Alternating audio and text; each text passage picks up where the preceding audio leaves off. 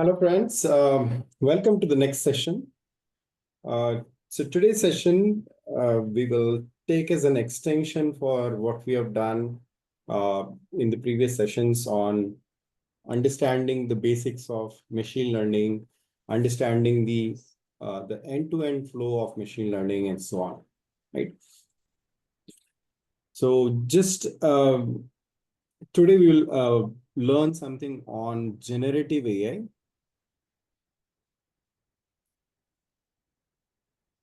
And on agentic AI.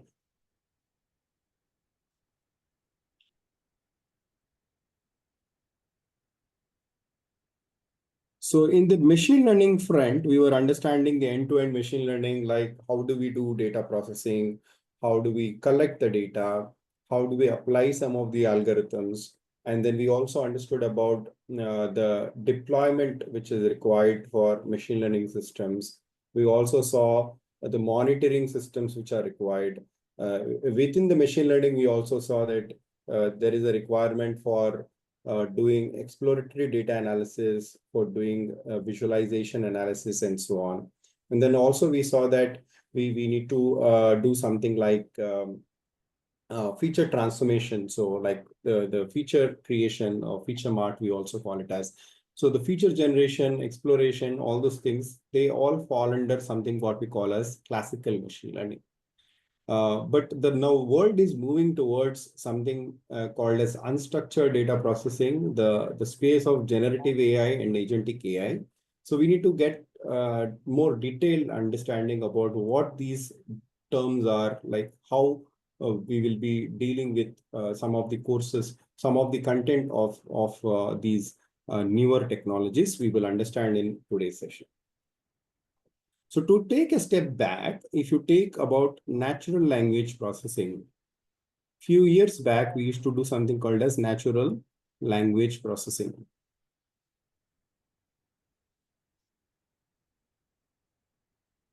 Natural language processing is also called as NLP. In NLP, imagine I have one sentence. For example, I love data science and I am learning it. Imagine I have this sentence, I love data science and I am learning it. So previously, what we used to do is we used to take this data and then you need to do a transformation of the data. So you have NLP transform, NLP transform, sorry.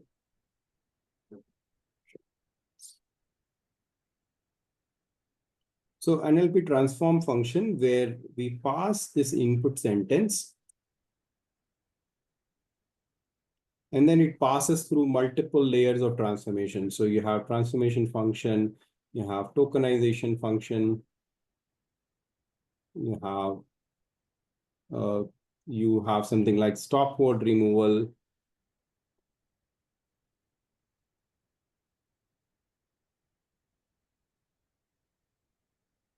and so on and so forth. And then you have a clean sentence.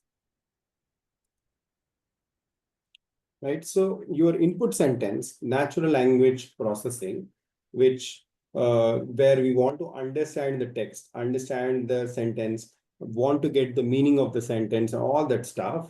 For example, there are a lot of processes we'll understand in generative AI, like what all things we can do with generative AI.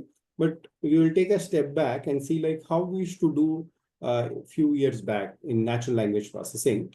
In the natural language processing, we used to take the sentence and then we'll transform it through multiple layers and then finally create a clean sentence. This clean sentence is what we use for our prediction. So then you pass this clean sentence to an ML model and used to do some kind of predictions. Imagine you're doing something like spam email prediction. So you get all these emails You'll pass those emails through this set of processes. We'll do the transformation, we'll do tokenization, stop word removal, we do create some metrics and all that stuff. And then finally create a clean sentence. You can think this like a sugarcane machine, right? So you pass words from one side, and then you will get the clean words from the other side, right? So you have structured very nicely cleansed words from the other side. So that is the NLP engine. So this entire thing, you could call it as NLP engine, where you do all this transformation manually. And after you do all the transformation, then whatever is left out, you pass that models to, you pass those sentences to your machine learning models. And then you could do the prediction of the machine learning models. But now this process is prone to error because you need to do proper tokenization. You need to do proper stop word removal. Stop word removal is nothing but any words which do not add any value to the sentence. For example, in the sentence, I is a stop word, and is a stop word, it is a stop word. So it and is like conjunction, right? It basically grammatically make the sentence correct. It tries to connect two sentences, but it does not add any value to the actual meaning of the sentence. Even if I have the words like love, data, science, learning, you can still get some sense like what we're trying to get from the sentence, right? So it says like, okay, we love, the person loves data science, and the person is learning it. Something like that, we can still get some sense of the data, right? Even if I remove the stop words. So these stop word removals used to be done. So you remove all the unwanted words, while they are very good for creating a very nice grammatical sentence, but it doesn't really add any value to the word. So you do all those intermediate process within the NLP engine, and then you create clean sentences. Once you construct the clean sentences, then you pass those clean sentences to the machine learning model.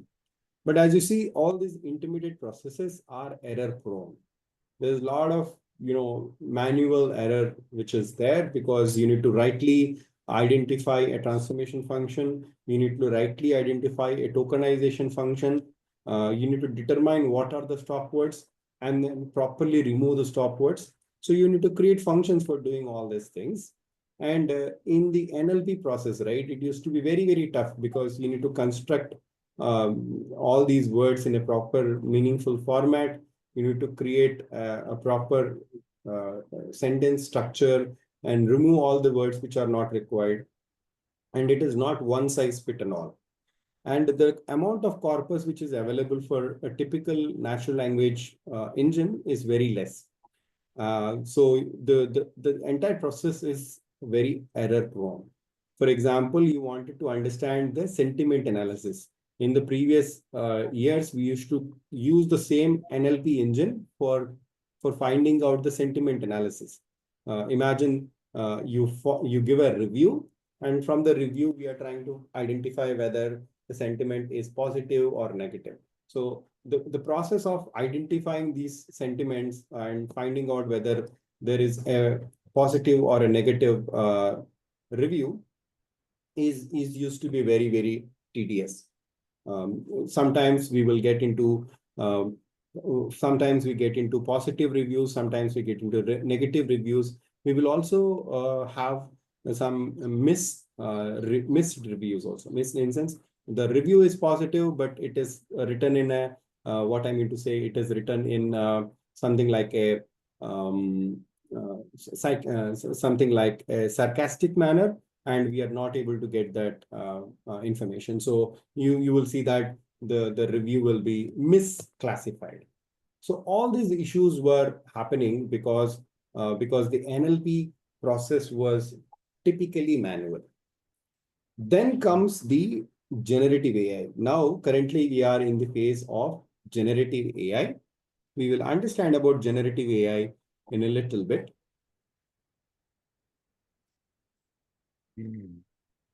So generative AI is one kind of NLP process or an unstructured process. It uses something called as neural networks.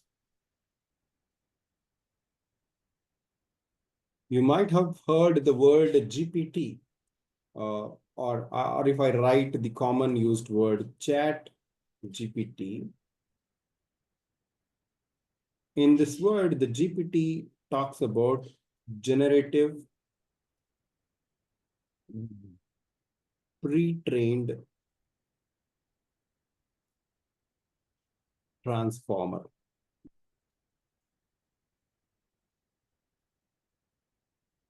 A generative pre-trained transformer, what it is trying to do is it is already having a pre-trained model. So the large companies, the OpenAI, Google, Microsoft, and all these guys have large volumes of data, large volumes of text data, large volumes of video data, large volumes of audio data. What they have done is they have pre-trained something called as a transformer model. Transformer is a NLP based model which does have something called as encoder decoder architecture. So we will just have some basic understanding. As we go deeper in the classes, we will get more details. Today's thought is just to understand how this generative AI is working and what it is doing. So in these large companies, what they did is they have large volumes of data, and they have trained the data using the transformer model, which internally what it does is it takes the data, encodes into a vector format, and then based on the context, it decodes the data in the vector format. So that is what it does. So I'll give you an example on how this encoding decoding happens and what we can do with this kind of encoding decoding pattern. But for now, just understand that GPT is the generative pre-trained transformer. It is a neural network model which basically works on large volume data and then condenses the model into a pre-trained model, which is called as LLM. LLM is large because this large volume of data is there, large language model. So these language models typically trained on large volumes of textual data. Textual data can be English data, it can be Spanish data, it can be Hindi, Malayalam, Telugu, Tamil. It can be any language. Predominantly, it started with English, but what it is trying to do is it constructs the entire data and then creates an LLM, which is a large language model. And large language model is capable enough to do lot of things. Now, what all things it is capable of doing? For example, it can do the first one, the sentiment analysis. Sentiment analysis. It can do something like summarization. So sentiment analysis, we know, like given a sentence, imagine I give the document as a review, an Amazon review, and from the Amazon review, it will be able to determine whether it is a positive review or negative review, and it can also give some clues that what portion of the review is positive or negative. So all those things comes under sentiment analysis. Coming to summarization, summarization is nothing but imagine you have a 100-page legal document, and that 100-page legal document, it takes a lot of time, effort for reading the document, understanding the document. Now, instead of reading the 100-page legal document, you can condense that entire information into a summarized form, right? So in the transformer, what we do is it converts the document into an encoded format. And then when you ask a question that summarize this document, then it only gets the relevant information and decodes that information in a much more natural language format. It tries to rewrite the sentence in a condensed format. You could think like in a summarized format. And all that thing will be done by the pre-trained transformer, the GPT model. Summarization is one other second example. The third example is you can create a Q&A system, question answer system. For example, you have a textbook for say a 10th grade, okay, 10th grade science textbook you have, and which is like 400 pages textbook. Now you want to give this entire textbook to the generative pre-trained transformer, and then you can ask, create like 50 or 100 questions from that. So what the GPT is capable of doing is it can create question answers, and it can basically say that, okay, these are the questions, these are the answers. You can also create like question answers in a multiple choice format also, right? So we are saying, okay, create me 100 questions, then you can just pass the entire text document. It can look at the different important areas of the text document, and for that areas, it can create question answer system. The fourth one it is very capable of doing is language translation.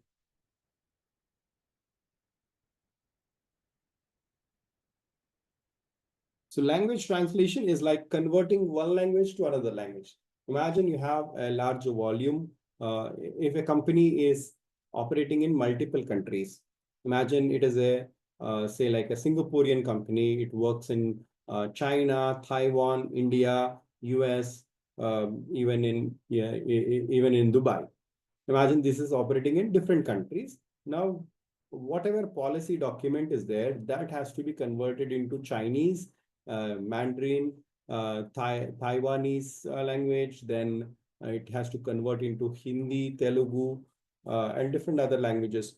So using one large language model, we can also do this kind of language translation where we can convert the one language into another language, and we can create a system which it converts into multiple languages, and we can have a human in the loop to audit the document. For example, it has converted an English document into Hindi. Now we can have somebody go through the Hindi document and see whether it is properly written or not, and then finally they can approve the document. And then once the document is approved, it goes and uh, deploys into some other system where we have all the Hindi documents. So application is language translation.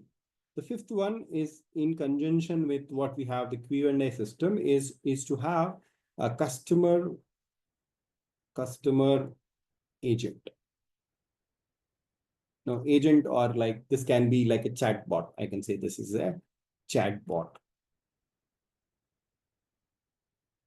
And this is very, very common now, because the moment Chat GPT came into picture, the moment the other LLMs have uh, given out their own chat-based interfaces, we started using chat bots, right? So you can ask, I hope you are familiar with Perplexity. I hope you are familiar with Chat GPT or the Grok models. So you can directly use these chat bots, and then you can ask questions. You can ask questions like, I would like to rewrite this email. I would like to write a very interesting LinkedIn post on this particular article, right? So you can do all those things, and all those things is possible by basically creating a system where you will be able to use this particular agent and create this intelligent chat assistants. These chat assistants can answer any of the questions. So the scope of what they can answer is purely possible with what it is trained upon. So these large language models, as I said, it is trained upon large data, and this data is quite huge. The companies which are behind these large data processings, they have collected large volumes of data. Now, when we are creating a chatbot, if it is trained on this large data, it will have the full context that, okay, it can talk on politics, it can talk on communication skills, it can talk on latest technologies on science and technology, it can talk on aerospace. So the scope is quite wide. It can be able to talk on anything else, because we have we have trained it on large data, and then using this large data, we'll be able to do the predictions. One other interesting example is where we could do something like document, I can say document updation. Document updation on or enhancement, right? For example, you have a policy document, you have lot of pages, you have like 100-page policy document is there. And within the policy document, you need to update some information. So there is some amendment, and that amendment has to be inserted into the policy document. For example, I say like an amendment of stopping 2000 rupee note. Imagine 2 to 3 years back, we have got this amendment that, okay, 2000 rupee note is no longer used. So when this 2000 rupee note is no longer used, this particular amendment or this particular rule has to embed in all our policy documents. So if you take this work, typically agents and the ones who work with these policy documents, they have to manually go through all the policy documents, identify where this information has to be embedded, and then they have to go through the proofreading, whether it is fitting perfectly, it is aligning to the policy of the company and all that stuff, and then finally approve the document, right? So this entire process used to take few weeks or even months, right? So it has to go through multiple documents. You have to amend all the required documents. New policy document versions have to be released. So this used to be a very tedious work. Now, thanks to generative AI and thanks to the LLM-based processing, what we can do is this documents, wherever these new amendments has to be done, we can just say that, okay, this is the amendment and this is the document, and please, embed this amendment in the document wherever it is suitable, right? So what it does is it will not completely do the entire amendment correctly, right? So, but it will do a lift and shift of large volume, large corpus of work, right? Large volume of the work which the agent has to do. Most of that work will be done by the agent, by the generative AI application, so that it will completely change the document, and it will give the document, the draft document, for a review, so that the agent has to just skim through the document, see whether the amendments are kept at a right place, and then if there are some modifications, he will manually do, and then finally approve the document. But those modifications will be very minimal. Maybe some places they should not give the amendment. Some places they have to give the amendment. So few places they will miss. So those minor modifications he or she will do, and then finally approve the document for your processing. Another interesting example is with images and video generation. So in the word generative itself says that it is trying to generate new things. Okay, from the existing patterns, we are trying to generate new things. Now, people have gone crazy to identify, what is the art of possibility, right? Now, it was initially thought was to generate some kind of text to text. So imagine I give an image, it should identify, it should write a text according to the image. Suppose I'm looking at a beautiful mountain, so it should describe the mountain, saying that this is a beautiful mountain. It is having nice lawns, nice views, and all that stuff. It should write a natural language text. Other way around, if I give a natural language text as this is a very scenic river view, and then we have a house, and then there are horses. Imagine I write something in a natural language text, then taking the text, it has to convert into a beautiful image. So that was the initial thought, but the usage of generative AI has gone leaps and bounds, and where we are able to generate realistic images. Now you might be very familiar with the ChatGPT's ability to generate images. You have also seen that it is also able to generate Ghibli images. Ghibli, I think I spelled it correctly, but or RLI. So the Ghibli images were very, very famous images. I think Japanese art forms where you can generate that nice Japanese art form images. But now giving anybody can give images, their own photographs, and then that can be converted into a Ghibli image. And they can also give a nice prompt saying that, okay, I would like to generate an image of a young man and who is doing so and so, who is doing. So you can give the context of what that particular image should look like, and then it can generate a Ghibli image. Okay. I have also recently I took one session, a workshop where the entire presentation I have used Ghibli images. I have given prompts in such a way that I would like to, for example, there was a situation where I wanted to showcase a customer who is like very worried about their personal loan. Okay. So I wanted to show in one slide where there is a customer who is worried about his personal loan, and then he's holding his loan document and he's talking to the customer care agent. Okay. So this was the scene. I really wanted to create an image of a customer who is like worried about his personal loan, and then he's calling the customer care agent and expressing his dissatisfaction that he got some fees which are levied on his personal loan account, or like the EMI was not debited on time or something like that, right? So credited on time and so on. So this was the situation, and I simply used the prompt for generating the Ghibli image. And nowadays people are using it for lot many things, right? You can create LinkedIn images, and you can create a lot of browser related images also. It can search the stock images which are suitable for the models, and you could do all that thing. You might have also familiar with the video generation model called as Sora. While the video generation is still at a preliminary stage, but in the coming years, we will see that it is also going to change a lot. There will be a lot of what I mean to say.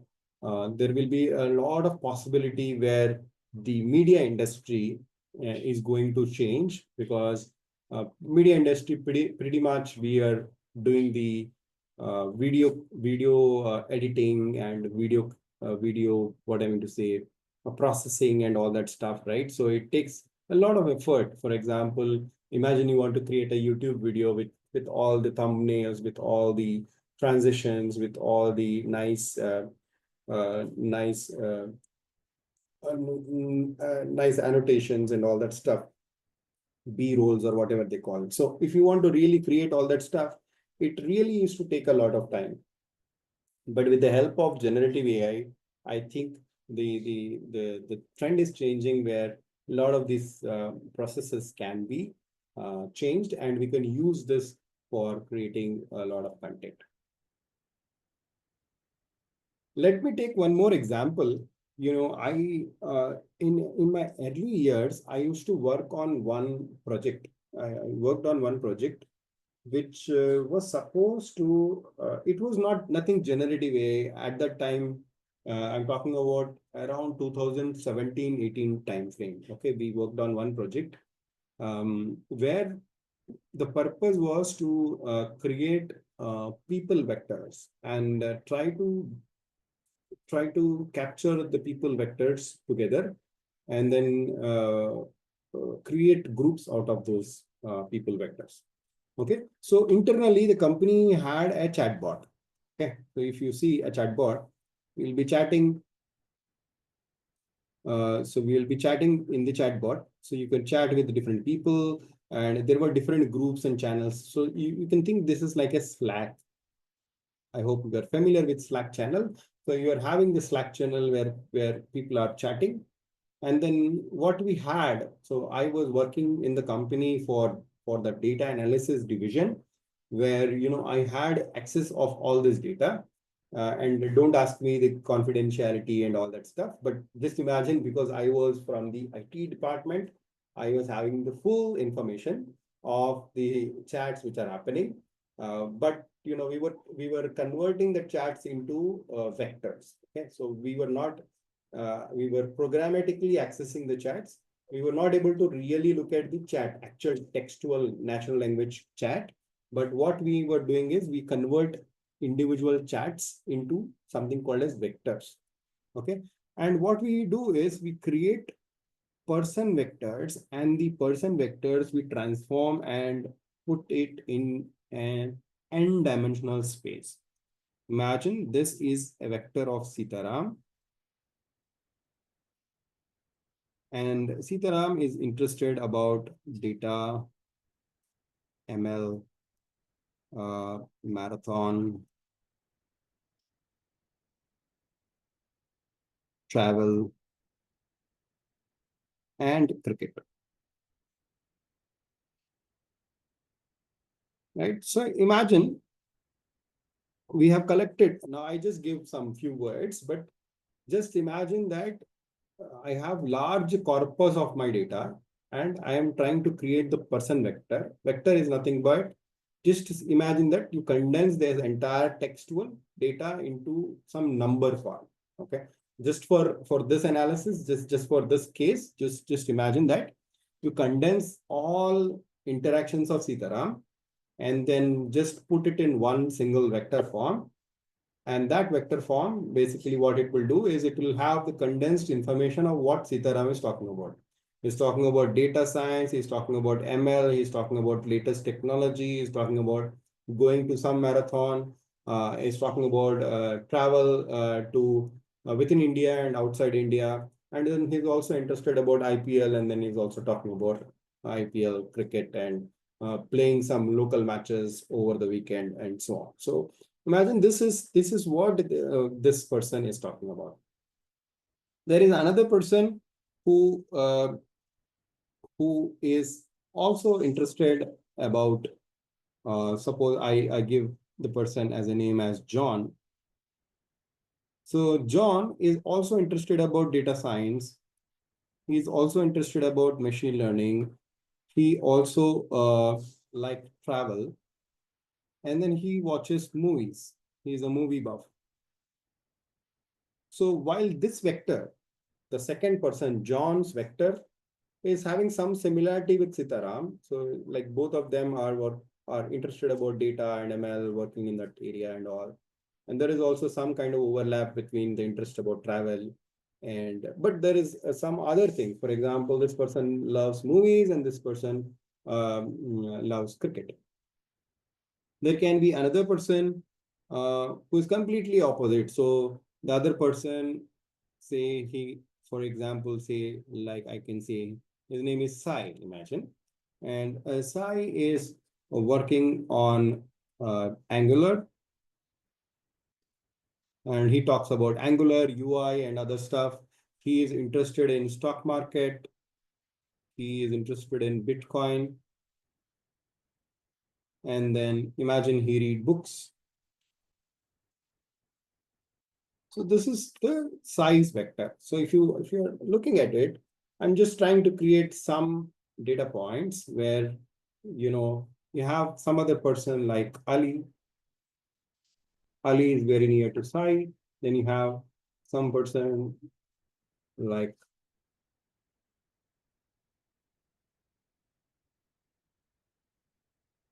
I give a name called as Raghu. Raghu is having another vector which is very close to John. Ali's vector is very close to Sai,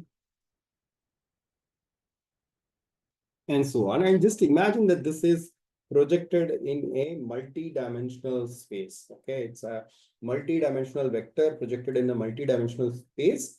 And back then, my work was construct these vectors of large volume flat data. or the interactions, chatbot interactions, and then construct this person vectors in trying to find out people who have similar interest. Okay. Now I can say that, okay, these two people have similar interest. These two people have similar interest. And then can do grouping them and then can give them. So in this Slack, right, this was our internal portal where people were chatting. Now we are trying to create groups saying that it's a travel group or it is a technology group, it is a movie group. So it's like those groups we were creating, and we were recommending people saying that, okay, we create a movie group and then we recommend John and Raghu into that movie group. The reason is because their vectors are very, very similar. They have similar interests. So they are interested on data, ML, travel, movies. So this interest group is very, very similar, right? But just imagine this work we used to do in 2017 or 2017-18 time frame, where entire, but this was much more manual in nature. So it was much more manual in nature, but the purpose was to construct groupings where we can find out similar people who are having similar likings, and we can create some kind of community, right, of these people, because John can be in US, Raghu is in India. They never spoke, right? This is purely with data. They have never internally spoke with them, but their likings are similar. So imagine I try to find out all people who are learning data science at that time. I can group of them and saying that because they are doing the same learning and their chat histories are same, their learnings are same, and their entire data is similar. So I can group them together and then I can create a community of them so that the learning ability is increased multifold. Imagine people were talking on Java, or some people were talking on mainframe and the COBOL and other things. Now identifying a person who is working in COBOL in Australia and who is working in COBOL in UK. Right? These two people might be working on similar kind of problem, similar kind of language, on all mainframe and all the stuff, but they don't talk to each other. So we created this project, and this was one of the basis of generative AI. Right? As you saw, the problem where we are constructing data in terms of vectors, and then using that vectors, we are trying to construct a natural language kind of similarity based engine. This was one of the basis for the generative AI processing. Of course, we used a lot of techniques in doing all these things. But what I'm trying to give a sense is like how the generative AI based applications were kind of created, right?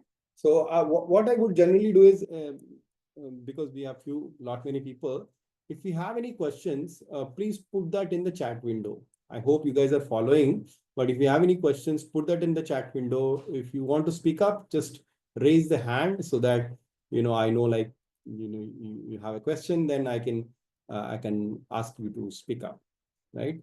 But I would encourage you guys to use the chat window so that as and when I get the questions, it will not interrupt the flow of my transaction, my session. It will not interrupt the flow of the session, and it goes very, very smoothly. Right? It doesn't interrupt other people also. Some people do not like to have long questions asked in the talking. So I would encourage everyone to use the chat. So you can put your questions in the chat window. If you have any questions, I'll be happy to answer them.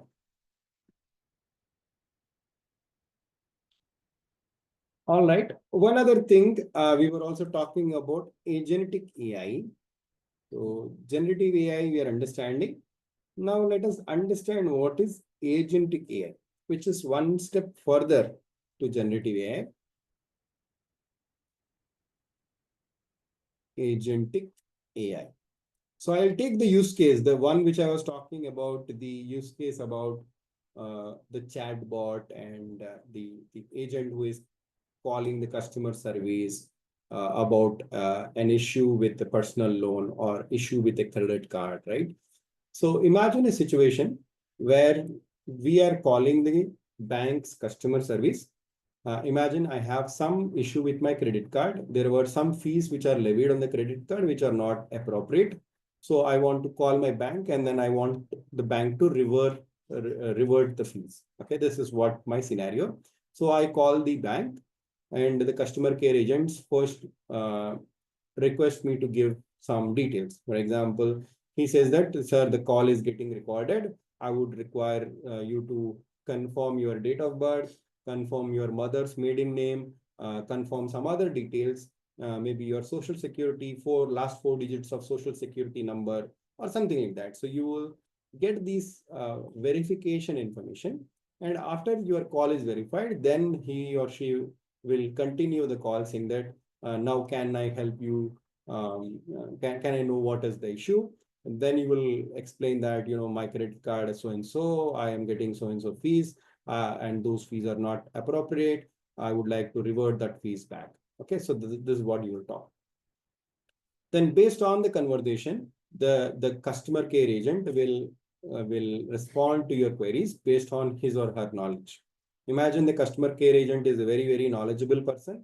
Then he will advise you right options, saying that, okay, we understood that this problem is there. We will revert back the fees, and we will also give you this free goodie, or we apologize for your inconvenience. So he'll give all those nice options. But if the customer care agent is very new, he doesn't know what to respond, how to respond, what should be the right output, right option to be provided to the customer and all that stuff, then he will have a lot of problems. This is where we are trying to fit agentic AI in the process. Imagine you have a customer. So I'm just trying to draw the customer, and then customer interacts with the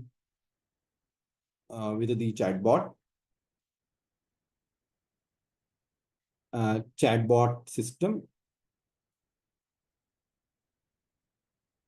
Not the chatbot, it's the, sorry, not the chatbot, is the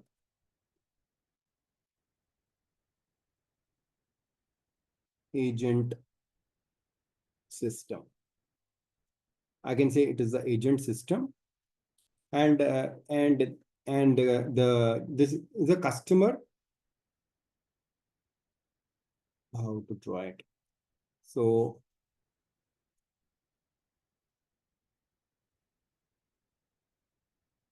customer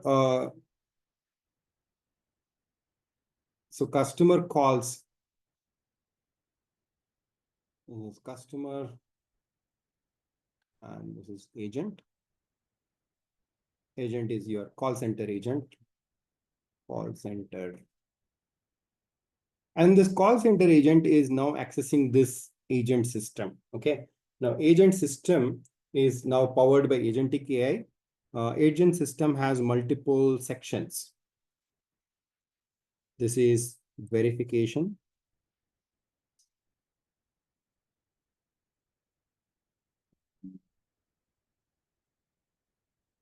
This section is customer info. Now, imagine this is a UI, okay? And I'm just drawing like very simple one. So this is a verification section. This is customer info section. And this one is nudge section. Okay. Just imagine these are different sections the agent is looking at. So once the call comes, then the call transcript.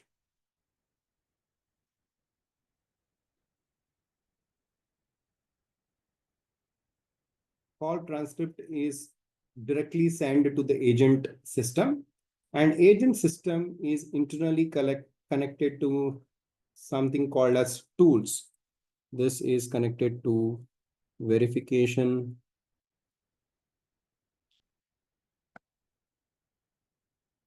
It is also connected to credit card. There is another agent called as credit card agent, which internally connects to the CC system, credit card system. There can be another agent, which is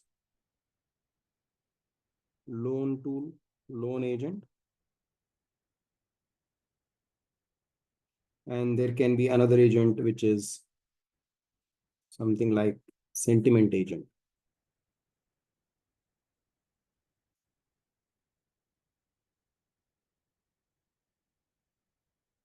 So likewise, there can be different agents. The agent system, imagine the customer is calling the agent, call center agent.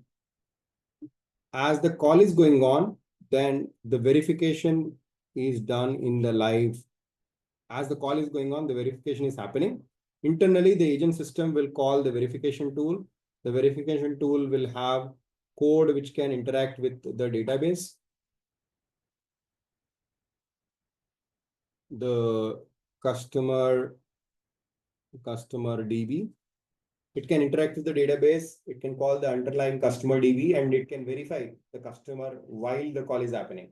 For example, I'm asking, Sitaram, can you let me know your date of birth? And I say, my date of birth is so and so. While this transaction is happening, the agent system is calling the underlying database with the required information and then say that the customer is approved. Okay, you will have a green light here saying that the customer is verified. During the same time, the customer name, account number, last transaction. This is called as customer 360 information. So all the data of what the customer has done, all this information will be provided here.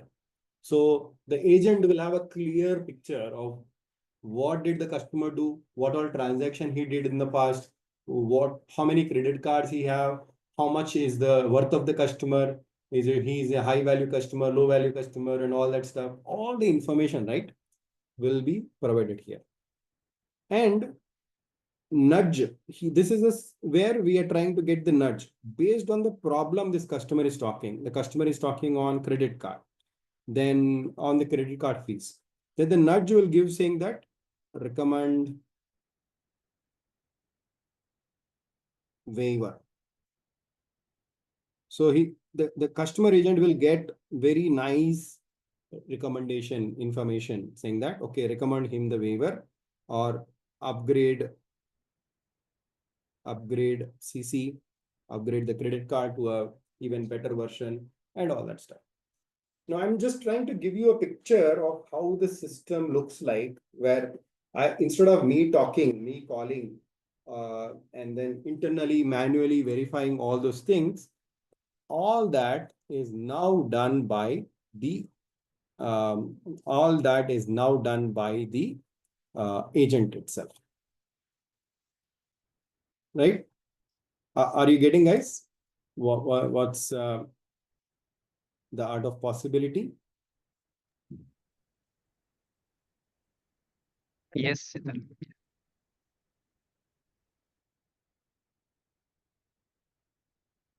Right?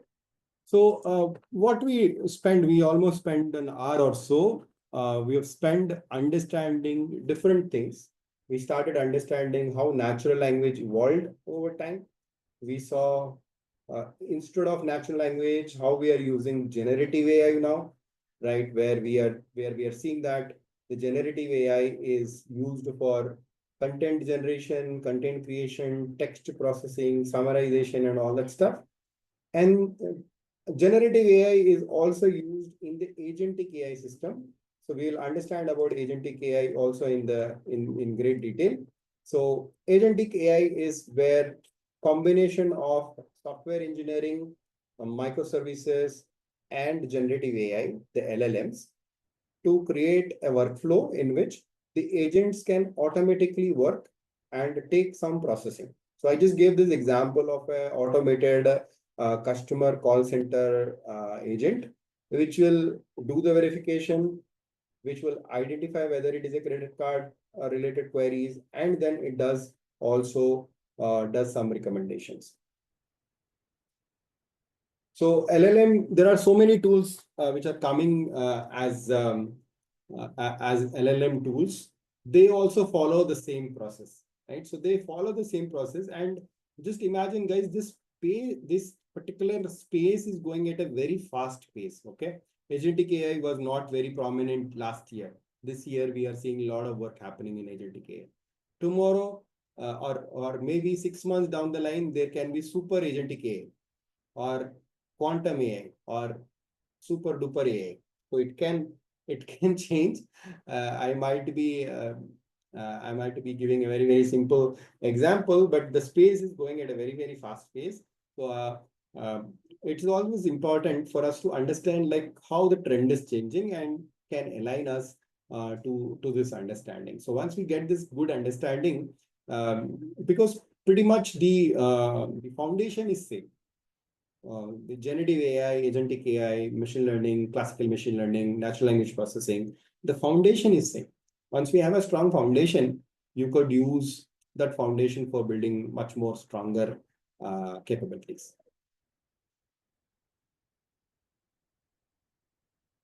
Got it? Any questions? You can use the chat window, put the questions on the chat window. I'll be able to answer them. I hope you're able to understand what we covered today. Even if you don't understand all the technical details, please have belief in me.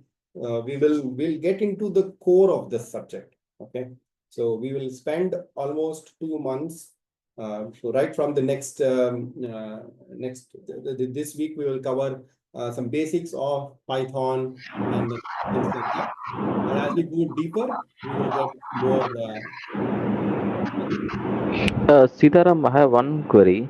So, do we have any reference documents or anything we can go through the architecture and the frameworks and more details? No, I can give you all the reference documents, but now it is too early. Okay, as and when we go deeper in the course, I will give you the materials, reference documents, additional learning materials, and all that stuff. Right now, I think it is too early. But as and when we go in the course, imagine I'm talking about agentic AI, generative AI. I talk about LLMs. I talk about classical machine learning. We will go through all the materials and the documents. Okay. I have one more query because in the starting of the session, you mentioned that a GPT is a generative pre-trained technology transformer. So I Mhm. think some of the big companies have trained on their data. But if there is a new scenario comes into the picture, something which is not seen so far, so the chat GPT can't able to process it. So Okay. again, that needs to be trained by the model or by supernatural thing or maybe some proactiveness. It will take care of all the things then. That is called as RAG. It is called as the retrieval augmented generation. Okay. This is the technology which is called as RAG, which uses generative AI and for converting the internal knowledge, enterprise knowledge into what I mean to say into local knowledge base. Okay, so you can call, you can use LLM as one of the tool which can interact with my local knowledge. You don't have to fine tune the LLM. So fine tuning in sense, you can make the LLM also know the information of my internal customer information. So instead of me doing that, we will use a technology called as RAG. We will talk about this also. We have a complete context, entire section on RAG, like how do you use, imagine local policy documents are there. I don't want to push my policy documents into a chat GPT kind of a thing, but I want to create an internal knowledge base for my HR people, and they can use this document and then create a knowledge base. They use something called as RAG. We use something called as RAG for creating that knowledge. Okay. Only for to be confidential and security wise, Yeah. it will just hit the respective documents and get the information. Yes. Yes. Yes. Okay. It itself is, it will, if I start talking on RAG, it itself will take 20 minutes, 30 minutes. So I'm just giving you the answer, and then we Okay. will park this for some other day's discussion. Sure. Thank you. Any other questions? Hey, do we need to install any kind of tools in our, systems during this course of training just to be ready? We will be learning Python. So this week I'll start giving understanding of how do we use Python, and we will learn about the tools in Python and all those things. So as and when we go deeper, we can we will understand like what are the different technologies which are required. I would recommend you guys to know a little bit of coding. If you know any other language, it is good enough. But the Python is the language of use we'll be using.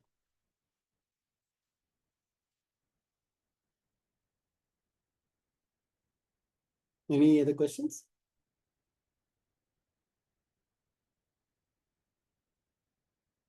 Sir, will we do coding hands-on or just we practice after the class, sir? It's a very hands-on. So my entire course is a hands-on. Right from this week onwards, you will be seeing uh, we will install required packages, we'll install required libraries. I'll show you like how do we code, and then we'll go get more details.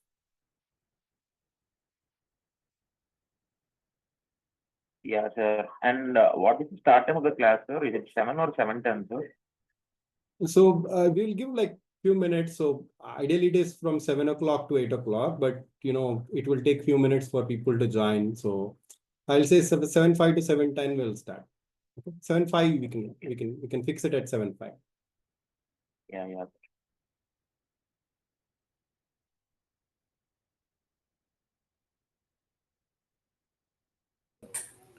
So for example, say like the tool is having some older language and things like that.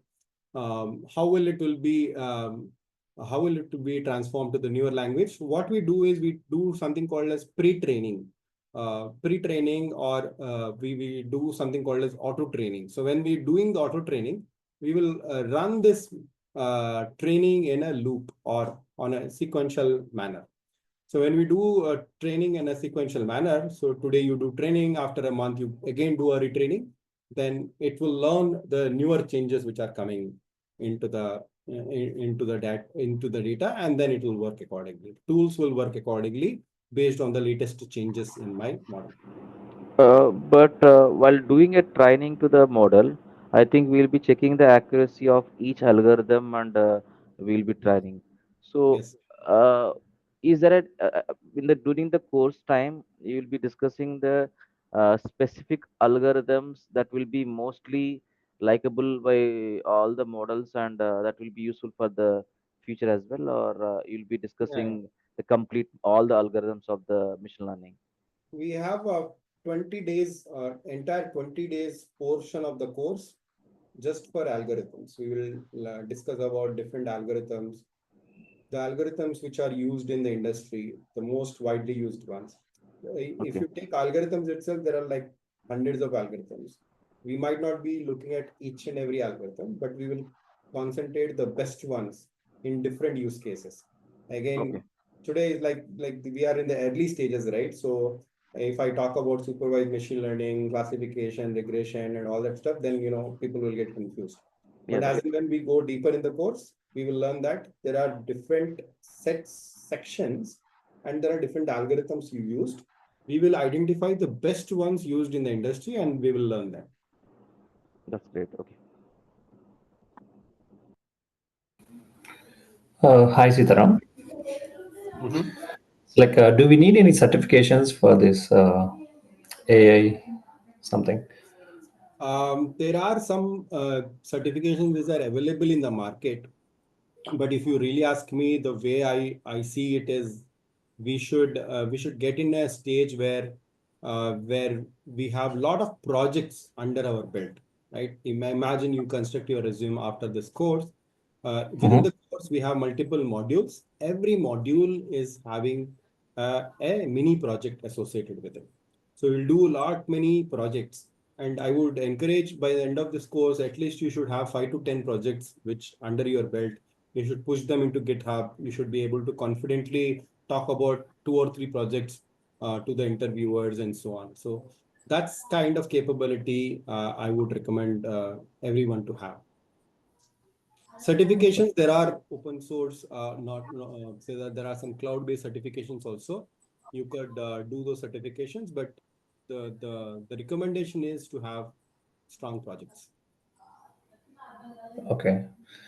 So the thing is, like, I have like 10 years of experience. I'm into different technology. So like, if I learn this course, so like, how many years of experience can I go into the market? So that what I would recommend is, individually, I need to have one-on-one discussions with people because it's a case-on-case basis, right? Some people have 10 years, some people are just freshers, some people are already having 20 years of experience. So I would do that one-on-one discussions depending upon your experience and what you have done. Uh, I will do that recommendations. Probably I'll Okay. talk to you guys separately for that. Yeah, Sitaram, addition to that, so can we have that interaction the before the course starting so that we can understand how much like we are into that because actually I'm having a 14 years of experience into manual testing and I'm having the zero knowledge on coding side, completely zero knowledge. Mhm. Then how can I sustainable on this generative? Yeah. So can we have that interaction like one to one? Yeah, but interacting with everyone, it will take a lot of time. If you have some questions, please reach out to the organizers. They will help me connect with you, and then we can have discussion. If you have any specific questions, we can take that offline. Is that okay? Reach out to Okay. the Yeah, organizers. fine. Yeah, we'll take that offline, Sitaram. And one more question from my side, like, can we have the list of topics with the duration? Duration, number of hours, like that. Yeah, exactly.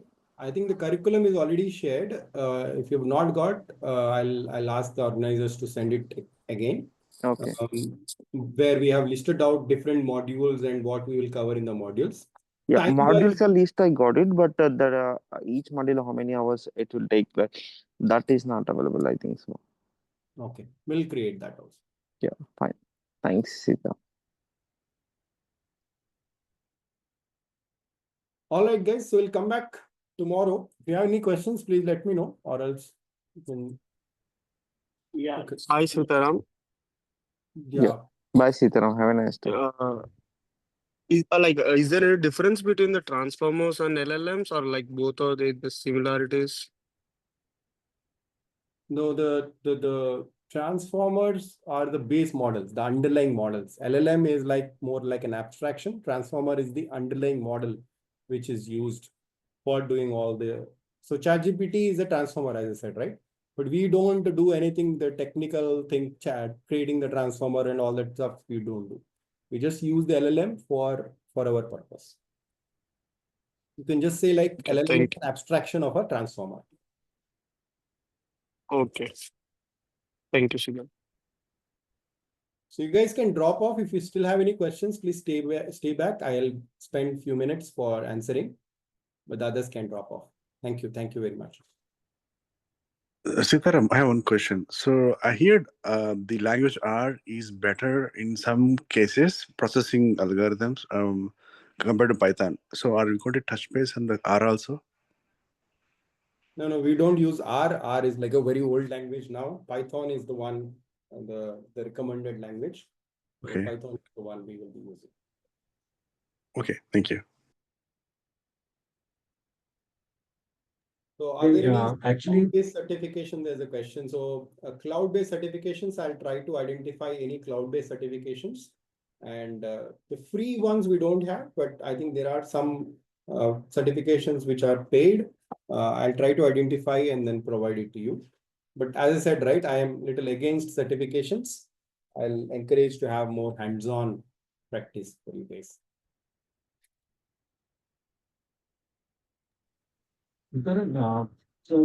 Actually, I'm good at programming, but I never worked on Python. So do you think that I can be okay? I'll be okay while you're teaching, I can learn this Python simultaneously.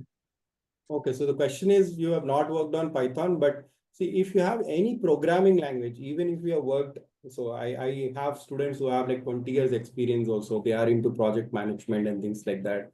They're not doing coding. For them, the need is not coding. Now, if you're familiar, we have something called as vibe coding, which is coming into the market. Vibe coding uses LLMs or these ChatGPT kind of toolings. There is one uh, uh, uh, very powerful tools which are coming into the market, Anthropic ones and so on, where you don't really need to know the coding. You need to know what you want to code, how you want to code, what should be the functions, how should be the language should be and all that stuff. And I am very strongly seeing that in the coming 2 to 3 years, the entire coding thing will go away, right? You will just need to work along with these agents. You just need to work along with the ChatGPT kind of agents. We will have these co-pilot kind of things, which will do a pair coding along with us. So we will be constructing the program, but the pair coding will be done by the agents, the co-pilots, and they will help us do coding. And we need to learn how to do that, right? It is very nascent stage right now. People who do not know certain language, don't worry, because our course will cover from basics. You should be getting familiarity with it, but eventually the way it is going, right, people don't have to do coding.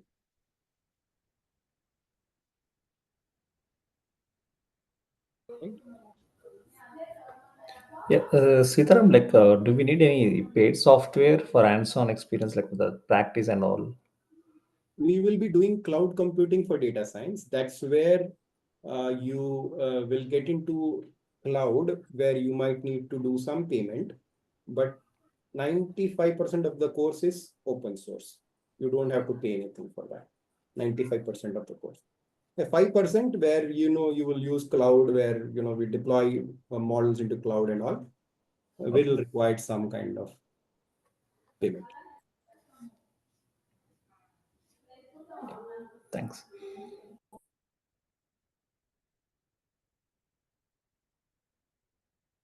All right. Okay, guys, thank you very much and have a nice day. We'll come back tomorrow, same time, 7 o'clock, around 7:05, 7:10, we'll start the course and we'll learn other things. Till then, take care. Have a nice day. Thank you.